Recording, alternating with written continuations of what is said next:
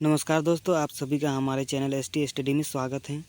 तो दोस्तों, आज हम बात करने वाले हैं भारतीय संविधान के 40 महत्वपूर्ण सवालों के बारे में, जो हमारे परीक्षाओं में बार बार पूछे जाते हैं। तो चलिए दोस्तों, शुरू करते हैं। आज का पहला सवाल है, भारतीय संविधान को किस भाषा में लिखा गया है। तो दोस्तों, यहाँ पूछा जा रहा है भारतीय संविधान को किस भाषा में लिखा गया है। तो दोस्तों, यदि आप सभी को इन सवालों के जवाब पता है तो कमेंट बॉक्स में ज़रूर बताएं। तो दोस्तों, इसका राइट आंसर हो जाएगा अंग्रेजी। इसका राइट आंसर ऑप्शन सी हो जाएगा। ऑप्शन सी, अंग्रेजी भाषा में लिखा गया है। चलिए दोस्तों, अगला सवाल देखते हैं। विश्व का सबसे बड़ा संविधान किस देश का है। तो दोस्तों, यहाँ पूछा जा रहा है विश्व का सबसे बड़ा संविधान किस देश का है। तो बताना है दोस्तों, विश्व का सबसे बड़ा संविधान भारत देश का है। तो आपका ऑप्शन ए राइट हो जाएगा, भारत देश का है। चलिए दोस्तों, आगे बढ़ते हैं। हमारा नेक्स्ट सवाल है, संविधान दिवस कब मनाया जाता है। तो दोस्तों, यहाँ पूछा जा रहा है संविधान दिवस कब मनाया जाता है। तो दोस्तों, इसका राइट आंसर हो जाएगा 26 नवंबर। 26 नवंबर को संविधान दिवस मनाया जाता है। तो इसका राइट ऑप्शन सी हो जाएगा। अगला सवाल है हमारा, भारत में संविधान कब लागू हुआ। तो दोस्तों, यहाँ बताना है भारत में संविधान कब लागू हुआ। तो दोस्तों, इसका राइट आंसर हो जाएगा 26 जनवरी 1950। 26 जनवरी 1950 को लागू हुआ। इसका राइट आंसर ऑप्शन सी हो जाएगा।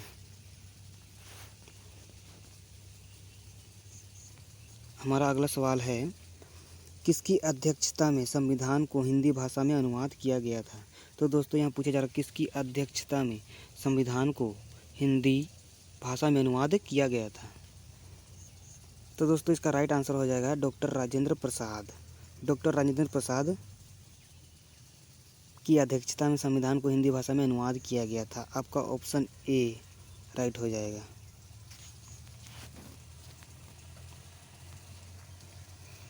अगला सवाल है दोस्तों, संविधान को तैयार करने में कितना समय लगा था। तो दोस्तों, यहाँ पूछा जा रहा है संविधान को तैयार करने में कितना समय लगा था। जल्दी जल्दी बताइएगा दोस्तों।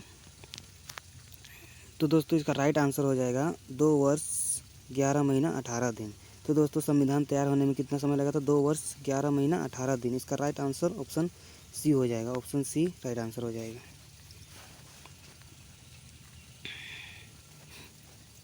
हमारा नेक्स्ट सवाल है दोस्तों, संविधान में कितने मौलिक अधिकार हैं। तो दोस्तों, यहाँ बताना है संविधान में कितने मौलिक अधिकार हैं। तो दोस्तों, इसका राइट आंसर हो जाएगा ऑप्शन ए। ऑप्शन ए, संविधान में 6 मौलिक अधिकार हैं।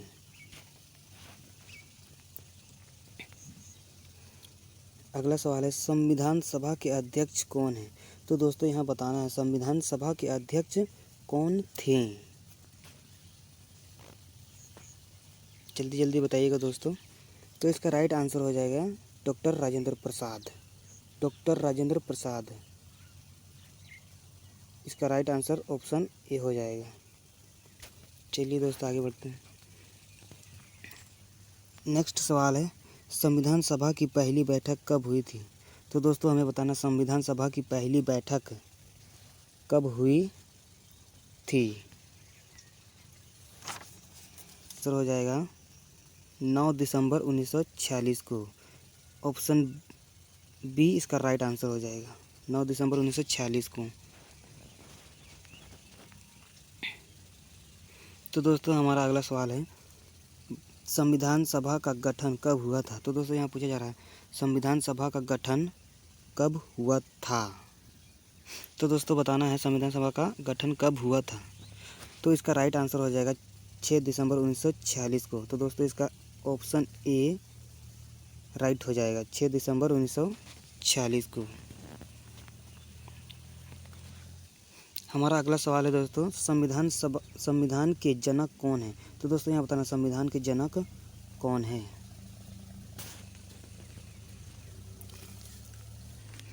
तो दोस्तों इसका राइट आंसर हो जाएगा option C, doctor Bhimrao Ambedkar. Option C right हो जाएगा, डॉक्टर भीमराव अंबेडकर।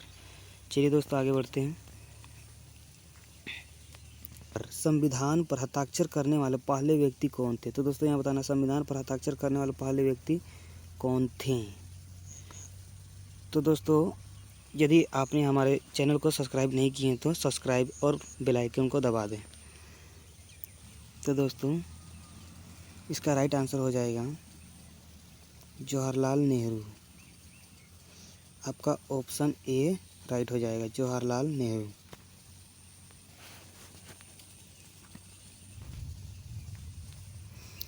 अगला सवाल है संविधान को हिंदी में अनुवाद किसने किया था? तो दोस्तों यहाँ बताना संविधान को हिंदी में अनुवाद किसने किया था? तो दोस्तों यदि आप सभी को इन सवालों का जवाब पता है तो कमेंट में ज़रूर बताएं। तो दोस्तों इसका राइट आंसर हो जाएगा डॉक्टर रघुवीर ने। डॉक्टर रघुवीर यानी कि इसका राइट आंसर हो जाएगा ऑप्शन बी। ऑप्शन बी रघुवीर ने अनुवाद किया था हिंदी में। चलिए दोस्तों आगे बढ़ते हैं। भारतीय संविधान को कब पारित किया गया? तो दोस्तों यहाँ बताना है भारतीय संविधान को कब पारित किया गया था? तो दोस्तों यहाँ बताना है भारतीय संविधान को कब पारित किया गया था। तो दोस्तों इसका राइट आंसर हो जाएगा 26 नवंबर 1949 को। तो दोस्तों ऑप्शन सी 26 नवंबर 1949 को पारित किया था। इसका राइट आंसर हो जाएगा ऑप्शन सी। संविधान सभा ने राष्ट्रीय गान को कब अपनाया था? तो दोस्तों यहाँ बताना संविधान सभा ने राष्ट्रीय गान को कब अपनाया था?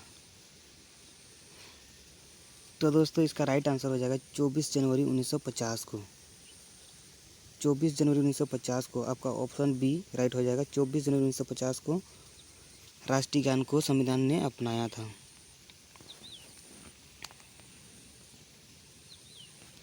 नेक्स्ट सवाल है संविधान सभा ने राष्ट्रीय गीत को कब अपनाया था? तो दोस्तों संविधान सभा ने राष्ट्रीय गीत को कब अपनाया था?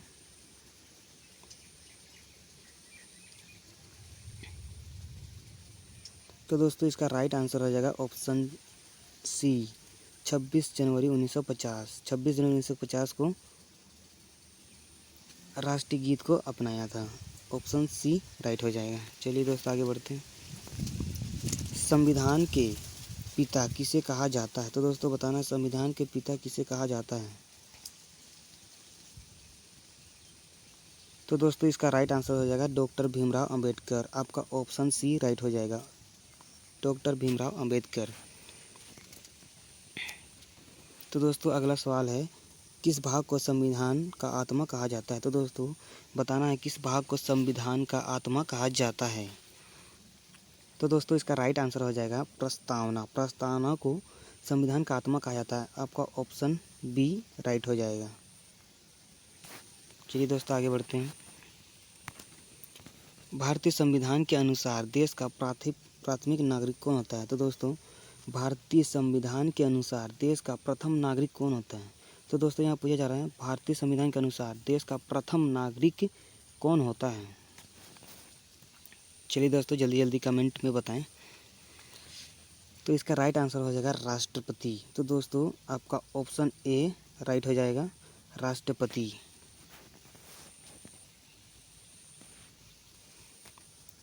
तो दोस्तों हमारा अगला सवाल है संपत्ति के अधिकार से संबंधित संशोधन है। तो कौन सा संशोधन संपत्ति से के अधिकार से संबंधित है पूछा जा रहा है। तो दोस्तों हमारा ऑप्शन ए राइट हो जाएगा, 44वां संशोधन संपत्ति से संबंधित है। तो दोस्तों हमारा नेक्स्ट सवाल है भारतीय संविधान निम्नलिखित में से कौन सी नागरिकता प्रदान करता है? तो दोस्तों भारतीय संविधान निम्नलिखित में से कौन सी नागरिकता प्रदान करती है? तो दोस्तों बताना है कौन सा नागरिकता प्रदान करता है।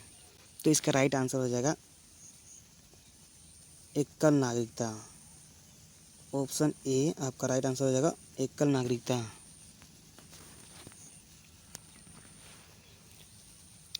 नेक्स्ट सवाल है दोस्तों भारत का मूल संविधान कहाँ संरक्षित है? तो दोस्तों बताना है भारत का मूल संविधान कहाँ संरक्षित है?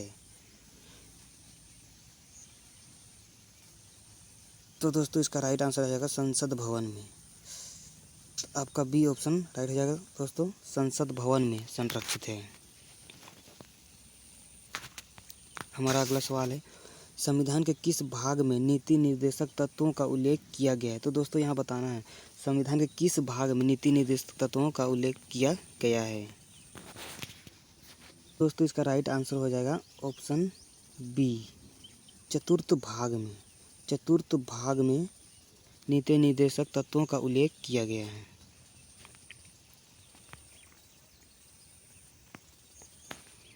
संविधान के किस भाग में संविधान संशोधन प्रक्रिया का उल्लेख किया गया है? तो दोस्तों यहाँ पूछा जा रहा है संविधान के किस भाग में संविधान संशोधन की प्रक्रिया का उल्लेख किया गया है।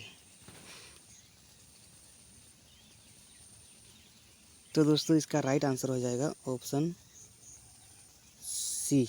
आपका राइट आंसर हो जाएगा भाग 20 में। तो दोस्तों भाग 20 में इसका उल्लेख किया गया है। तो दोस्तों हमारा नेक्स्ट सवाल है, 74वां संशोधन अधिनियम द्वारा भारतीय संविधान में कौन सी अनुसूची जोड़ी गई? तो दोस्तों यहाँ बताना है 74वां संशोधन अधिनियम द्वारा भारतीय संविधान में कौन सी अनुसूची जोड़ी गई थी? तो दोस्तों इसका राइट आंसर हो जाएगा 12वीं अनुसूची जोड़ी गई थी। क्या अनुसूची जोड़ी गई थी दोस्तों? 12वीं अनुसूची। इसका राइट आंसर हो जाएगा आपका ऑप्शन टी, 12वीं अनुसूची जोड़ी गई थी। नेक्स्ट सवाल है, नए राज्य का गठन अथवा सीमा परिवर्तन करने का अधिकार किसको है? तो दोस्तों यहाँ पूछा जा रहा है नए राज्य का गठन अथवा सीमा परिवर्तन करने का अधिकार किसको है? तो दोस्तों इसका राइट आंसर हो जाएगा संसद को। तो दोस्तों संसद को आपका ऑप्शन डी राइट हो जाएगा, संसद को। तो दोस्तों हमारा अगला सवाल है, भारतीय संविधान के किन अनुच्छेद में नागरिक संबंधी प्रावधान दिए गए हैं? तो दोस्तों यहाँ पूछा जा रहा है भारतीय संविधान के किस अनुच्छेद में नागरिक संबंधी प्रावधान दिए गए हैं?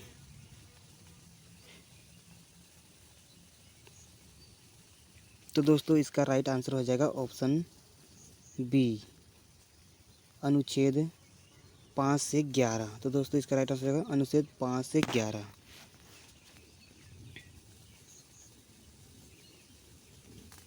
हमारा अगला सवाल है दोस्तों, भारतीय नागरिकों के मौलिक अधिकारों का वर्णन किस अनुच्छेद में है? तो दोस्तों यहाँ पूछा जा रहा है भारतीय नागरिकों के मौलिक अधिकारों का वर्णन किस अनुच्छेद में है? चलिए दोस्तों बताना है। तो इसका राइट आंसर हो जाएगा आपका ऑप्शन ए। आपका ऑप्शन राइट आंसर हो जाएगा दोस्तों अनुच्छेद 12 से 35। तो दोस्तों अनुच्छेद 12 से 35 में।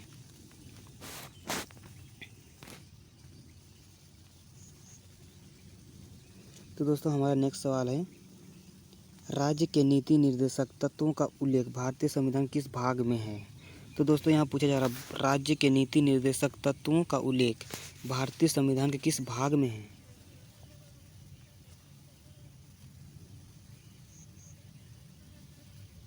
तो दोस्तों इसका राइट आंसर हो जाएगा भाग 6 में। भाग 6 में। तो इसका राइट आंसर ऑप्शन सी, भाग 6 में उल्लेख किया गया है। भारतीय संविधान की कौन सी विशेष व्यवस्था इंग्लैंड से ली गई है? दोस्तों यहाँ पूछा जा रहा है भारतीय संविधान की कौन सी विशेष व्यवस्था इंग्लैंड से ली गई है? तो दोस्तों इसका राइट आंसर हो जाएगा संसदीय प्रणाली। संसदीय प्रणाली आपका ऑप्शन ए राइट हो जाएगा, संसदीय प्रणाली जिसे इंग्लैंड से ली गई है। चलिए दोस्तों अगला देखते हैं। तो दोस्तों हमारा अगला सवाल है, मौलिक अधिकार भारतीय संविधान के किस भाग से लिया गया है? तो दोस्तों यहाँ बताना मौलिक अधिकार भारतीय संविधान के किस भाग से लिया गया है? तो दोस्तों इसका राइट आंसर हो जाएगा भाग 3 में। तो दोस्तों आपका ऑप्शन बी राइट हो जाएगा, भाग 3 से लिया गया है। चलिए दोस्तों आगे बढ़ते हैं। भारतीय संविधान में राज्य नीति निर्देशक तत्वों को किस देश से लिया गया। तो दोस्तों यहाँ पूछा जा रहा है भारतीय संविधान में राज्य नीति निर्देशक तत्वों को किस देश से लिया गया है। तो दोस्तों यहाँ बताना है किस देश से लिया गया है। चलिए दोस्तों इसका राइट आंसर बताते हैं। इसका राइट आंसर हो जाएगा आपका ऑप्शन बी, आयरलैंड से। तो दोस्तों इसका राइट आंसर हो जाएगा आयरलैंड से लिया गया है। चलिए दोस्तों आगे बढ़ते हैं।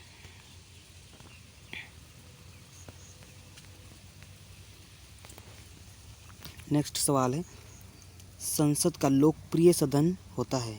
तो दोस्तों यहाँ बताना है संसद का लोकप्रिय सदन होता है कौन, लोकप्रिय सदन कौन होता है। तो दोस्तों इसका राइट आंसर हो जाएगा आपका ऑप्शन ए, आपका ऑप्शन ए लोकसभा संसद का लोकप्रिय सदन होता है। चलिए दोस्तों आगे बढ़ते हैं। तो दोस्तों हमारा नेक्स्ट सवाल है भारतीय संविधान के अंतर्गत संघ और राज्य के बीच शक्तियों का विभाजन किसकी प्रेरणा पर आधारित है। तो दोस्तों यहाँ पूछा गया है संघ और राज्य के बीच शक्तियों का विभाजन किस देश से लिया गया है या पूछा जा रहा है।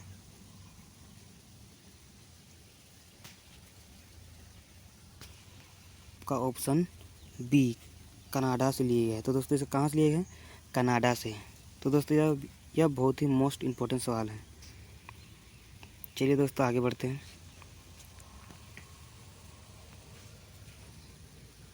तो दोस्तों यहाँ बताना है कि भारतीय संविधान के अनुसार देश के तीनों सेनाओं के अध्यक्ष कौन होता है। तो दोस्तों यह बहुत ही मोस्ट इम्पोर्टेंट सवाल है। तो दोस्तों यहाँ बताना है भारतीय संविधान के अनुसार तीनों सेनाओं का अध्यक्ष यानी कि सुप्रीम कमांडर कौन होता है। तो दोस्तों इसका राइट आंसर हो जाएगा आपका ऑप्शन ए राष्ट्रपति। राष्ट्रपति तीनों सेनाओं का कमांडर भी होता है। निम्नलिखित में कौन सा मौलिक अधिकार नहीं है। तो दोस्तों यहाँ बताना है निम्न में से कौन सा मौलिक अधिकार नहीं है। समानता का अधिकार, शोषण के विरुद्ध अधिकार, धार्मिक स्वतंत्रता का अधिकार, संपत्ति का अधिकार। तो दोस्तों इसका राइट आंसर हो जाएगा आपका ऑप्शन डी। आपका ऑप्शन डी राइट आंसर हो जाएगा संपत्ति का अधिकार मौलिक अधिकार नहीं है। चलिए दोस्तों आगे बढ़ते हैं। तो दोस्तों हमारा वीडियो आप सभी को अच्छा लगे तो चैनल को लाइक और सब्सक्राइब करें। तो दोस्तों हमारा अगला सवाल है संविधान के उद्देशिका या प्रस्तावना का संशोधन कितना बार किया गया। तो दोस्तों संविधान के उद्देशिका या प्रस्तावना का संशोधन कितना बार किया गया है। तो दोस्तों इसका राइट आंसर हो जाएगा आपका हमारा ऑप्शन सी एक बार। तो दोस्तों एक बार ही प्रस्तावना का संशोधन किया गया है। चलिए दोस्तों आगे बढ़ते हैं।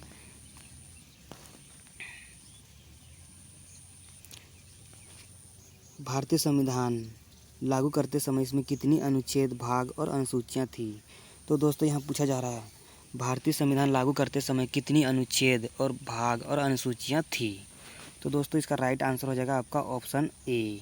आपका ऑप्शन ए राइट आंसर हो जाएगा 395 अनुच्छेद 22 भाग और 8 अनुसूचियां थी। तो दोस्तों याद रखिएगा 395 अनुच्छेद 22 भाग और 8 अनुसूचियां थी। तो दोस्तों यह बहुत ही मोस्ट इम्पोर्टेंट सवाल है। चलिए दोस्तों आज का हमारा लास्ट और मोस्ट इम्पोर्टेंट सवाल देखते हैं। तो दोस्तों आज का 11 दिसंबर 1946 को किसे संविधान सभा का अस्थायी अध्यक्ष चुना गया था। तो दोस्तों यहाँ पूछा जा रहा है अस्थायी अध्यक्ष चुना गया था। तो दोस्तों यहाँ दो सवाल बनते हैं, एक अस्थायी अध्यक्ष और एक अस्थायी अध्यक्ष। तो दोस्तों मैं बता देता हूँ इसका राइट आंसर हो जाएगा ऑप्शन डी सच्चिदानंद सिन्हा जो अस्थायी अध्यक्ष चुना गया था।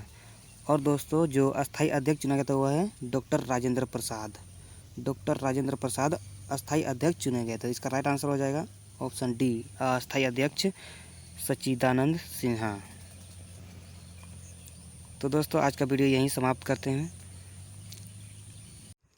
तो दोस्तों इसी तरह के वीडियो देखने के लिए हमारे चैनल को सब्सक्राइब और बेल आइकन को दबाना ना भूलें, जिससे हमारे आने वाले सभी वीडियो का नोटिफिकेशन आप तक पहुंच सके।